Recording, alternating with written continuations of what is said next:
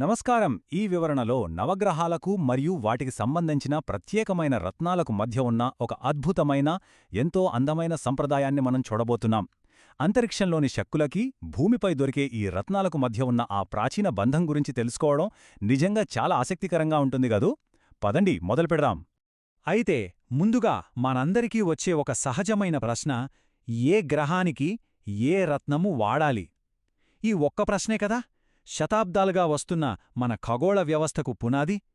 ఇది కేవలం ఒక ప్రశ్న మాత్రమే కాదు, విశ్వ రహస్యాలను ఛేదించే ఒక అద్భుతమైన మార్గమని చెప్పొచ్చు. సరే, అసలు మనం ఈరోజు ఏమేం చూడబోతున్నామంటే, మొదటిది దేవతలు వారి రత్నాలు, రెండవది సూర్యుడు చంద్రుడు, మూడవది కుజుడు బుధుడు మరియు గురువు, నాలుగవది శుక్రుడు శని, ఐదవది ఛాయాగ్రహాలు మరియు చివరగా ఆరవది ఖగోళ అనుసంధానం. ఇక ఆలస్యమెందుకు, ఈ ఖగోళ ప్రయాణంలోకి ఉత్సాహంగా దూసుకెళ్దాం. 1. దేవతలు మరియు వారి రత్నాలు. ఒక చిన్న పరిచయం. ఇక్కడ ఈ అద్భుతమైన పట్టికను ఒకసారి గమనించండి. ప్రతి గ్రహదేవత ఒక ప్రత్యేకమైన రత్నంతో ఎలా జత చేయబడ్డారో చాలా స్పష్టంగా కనిపిస్తోంది కదా. ప్రతి వరుసలోనూ ఆ దేవత రూపం, వారి పేరు, వారికి సంబంధించిన రత్నం పేరు అన్నీ కూడా ఎంతో ఆకర్షణీయమైన రంగుల నేపథ్యంతో పొందుపరచబడ్డాయి. ఈ సమాచారం ఎంత చక్కగా, క్రమబద్ధంగా అమర్చారో చూస్తేనే అర్థమవుతోంది. ప్రతి గ్రహ దేవతకు ఇష్టమైన రత్నాలు ఏమిటో తెలుసుకుందాము అని మూల గ్రంథాలు ఎంత స్పష్టంగా చెబుతున్నాయో కదా. దీన్ని మనం ఒక ప్రత్యక్ష దృశ్య మార్గదర్శిగా ఉపయోగించుకోవచ్చు. అంటే ఏ అంతరిక్ష శక్తికి ఏ భూసంబంధిత రత్నం ఇష్టమో సులభంగా అర్థం చేసుకోవడానికి ఇది నిజంగా ఒక అద్భుతమైన సాధనమన్నమాట. 2. సూర్యుడు మరియు చంద్రుడు, తేజోవంతమైన గ్రహాలు. ఇప్పుడు ఈ పై 2 వరుసల వైపు కాస్త దృష్టి సారిద్దాం. మొదటగా రవి, అదేనండి సూర్యుడు, చేతుల్లో తామరపూలు పట్టుకుని ఒక వెచ్చని బంగారు వర్ణపు బ్యాక్గ్రౌండ్లో ఎంత ప్రకాశిస్తున్నాడో కదా. ఆ కిందనే చూస్తే చంద్రుడు, తెల్లటి గుర్రాలు లాగుతున్న రథంపై కూర్చుని చల్లని నీలిరంగు ఆకాశ నేపథ్యంలో ఎంతో ప్రశాంతంగా కనిపిస్తున్నాడు. ఈ దృశ్యాలు వారి వారి స్వభావాలను అద్భుతంగా ప్రతిబింబిస్తున్నాయి. అయితే ఇక్కడ నిజంగా ఆసక్తికరమైన విషయమేమిటంటే, రవి మరియు చంద్రుల రత్నాల మధ్య ఉన్న ఈ అద్భుతమైన వైరుధ్యం. రవికి కేటాయించిన మాణిక్యము చూడండి, అచ్చం అగ్నిలాంటి ముదురు ఎరుపు రంగులో గుండె ఆకారంలో తీర్చిదిద్దబడి ఉంది. దానికి పూర్తి భిన్నంగా చంద్రుడి రత్నమైన ముత్యము ఎంతో చల్లగా, ఖచ్చితమైన గోళాకారంలో ఉండి స్వచ్ఛమైన తెలుపు రంగుతో మెరిసిపోతోంది.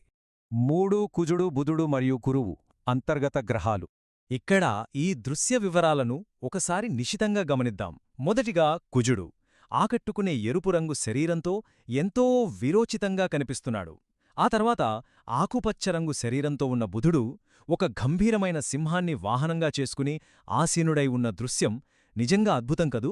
ఇక మూడవదిగా గురువు ఒక వృద్ధుని వలె గడ్డంతో ఎంతో అపారమైన జ్ఞానాన్ని, పరిపక్వతను సూచిస్తూ కనిపిస్తున్నాడు. ఈ పట్టిక ప్రకారం వీరి రత్నాల జోడీలను చూస్తే కుజుడికి పగడము, బుధుడికి మరకతము మరియు గురువుకి పుష్యరాగము సూచించారు.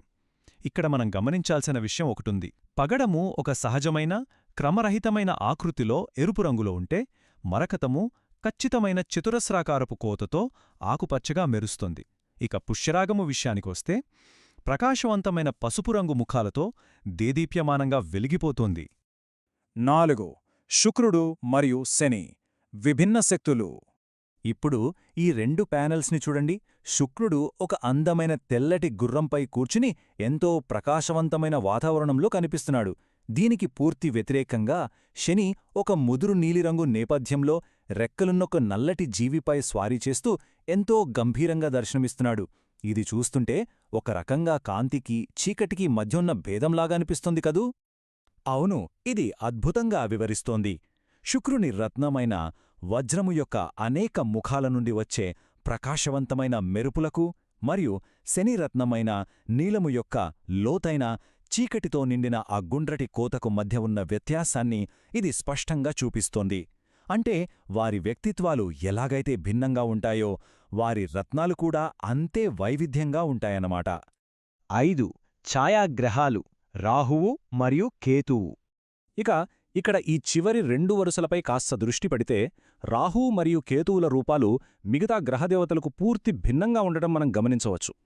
పాము పడగలను పోలిన తలల పైభాగాలు, అలాగే వంకర్లు తిరిగి చుట్టలు చుట్టుకుని ఉన్న పాము శరీరాల వంటి వారి కింది భాగాలు ఎంతో స్పష్టంగా మరియు అంతే నిగూఢంగా ఇక్కడ చిత్రీకరించబడ్డాయి.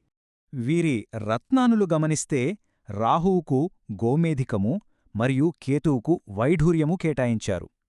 గోమేధికము చూడండి, ఒక వెచ్చని రంగుతో అండాకారంలో మెరుస్తూ కంటిస్తుంటే, వైఢూర్యమనే ఆ గోళాకారపు రత్నం మధ్యలో నుండి నిలువుగా వెళ్తున్న ఒక రహస్యమైన కాంతిపుంజం చాలా ఆకర్షణీయంగా ఉంది. అచ్చమొక పిల్లి కన్నును పోలిన ఆ కాంతి నిజంగా ఒక అద్భుతం కదూ. 6. ఖగోళ అనుసంధానం, సంపూర్ణ సమతుల్యత. కాబట్టి ఇక్కడ అత్యంత కీలకమైన విషయమేమిటంటే, ఈ 9 గ్రహాలు, వాటి రత్నాల సంపూర్ణ జాబితా. సారాంశం చూద్దాం. రవికి మాణిక్యము, చంద్రుడికి ముత్యము, కుజుడికి పగడము, బుధుడికి మరకతమో, గురువుకి పుష్యరాగమో, శుక్రుడికి వజ్రమో, శనికి నీలమో, రాహువుకు గోమేధికమో మరియు కేతువుకు వైఢూర్యమో. మూలగ్రంథంలోని ఈ పట్టిక అనంతమైన ఖగోళ శక్తులు భౌతిక రూపంలో ఎలా వ్యక్తమవుతాయో మనకు అద్భుతంగా తెలియజేస్తోంది కదా.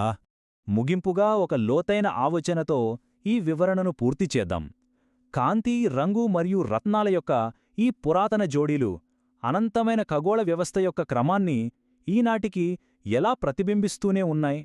అంతరిక్షంలోని గ్రహాలకు, భూమి పొరల్లో దొరికే ఈ రాళ్లకు మధ్య ఉన్న ఈ నిగూఢమైన బంధం నిజంగా ఎప్పటికీ ఆశ్చర్యాన్ని కలిగిస్తూనే ఉంటుంది.